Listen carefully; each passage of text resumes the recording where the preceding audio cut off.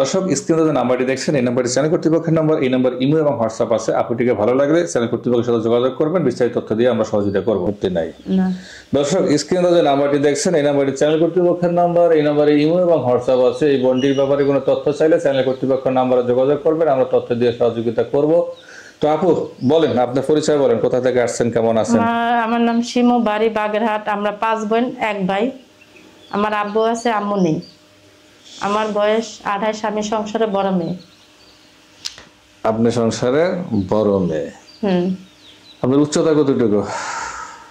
5 foot 5 ইঞ্চি। 5 foot 5 ইঞ্চি, অনেক লম্বা তাইলে।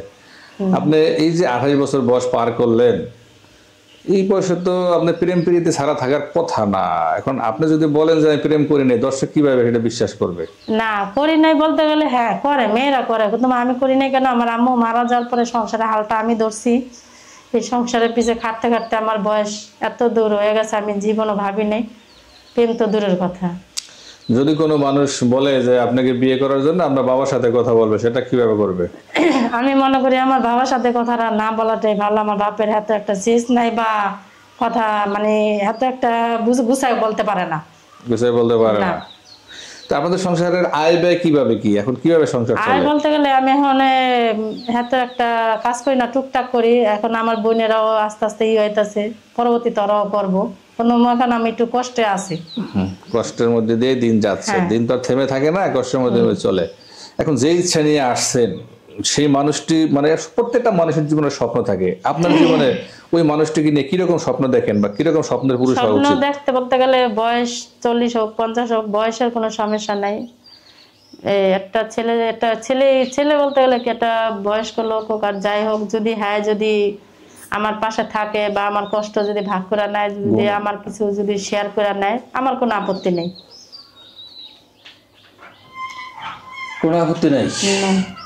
28 বছরের মেয়ে, একটা অবিবাহিত 30-32 বছরের একটা ছেলে বিয়ে করলে তো ভালো হয় আমার মনে হয়। ভালো হয়, কিন্তু ওই ছেলেরা সংসারে এত একটা দায়িত্ব মেনে হইতে পারে না। সংসার বুঝবে না? বুঝবে, কোনো বেশি দিন ওই সংসার আবার টিকেও না। ফ্যামিলির ইয়াতে চললে সংসার নষ্ট হয়ে যায়। সংসার নষ্ট হয়ে যাবে। তো চাচ্ছেন এই জন্য একটু বেশি বয়স্ক মানুষ বিয়ে করতে? বেশি হোক বা কমে হোক, ভালো হইলেই হবে।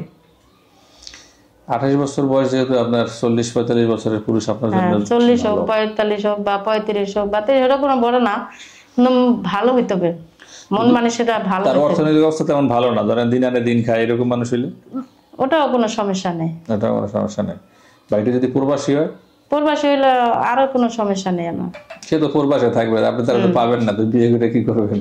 না হ্যাঁ আসবে না, কাটাইলেন না হ্যাঁ আসবে না, হ্যাঁ তা আসবে। যতদিন না আসে এতদিন তো আমি একা থাকলাম। হ্যাঁ আসলে তার একা থাকা যাবে না। একা থাকা যাবে না। আচ্ছা আচ্ছা আচ্ছা, আপনি খাইতে কি পছন্দ করেন? সবচেয়ে কোন খাবারটা আপনার প্রিয়? খাবার বলতে গেলে কি, আমি শাক সবজি মাছ মাছ এটাই পছন্দ করি। এটাই বেশি পছন্দ করেন? মাছের মধ্যে কোন মাছটা প্রিয়? মাছ তো যেমন ধরেন এক হিসাবে গুড়াগাড়ি মাছ, গুড়াগাড়ি মাছটাই তো দাম বেশি, গুড়াগাড়ি মাছটাই পছন্দ। এই মাছটাই দাম বেশি দেখে পছন্দ না স্বাদ বেশি দেখে পছন্দ? স্বাদও, আবার গুড়াগাড়ি মাছটা আমার একটু পছন্দ বেশি। যাই হোক, আমার সাথে যোগাযোগ করবে কিভাবে বলেন? যোগাযোগ বলতে গেলে ভাই, আমার আগে মোবাইল ছিল, এখন নাই, ফ্যামিলির কারণে বেচা ফেলাইছি। যোগাযোগ আপনাদের মোবাইল দাও যদি করে, আমার কোনো আপত্তি নেই।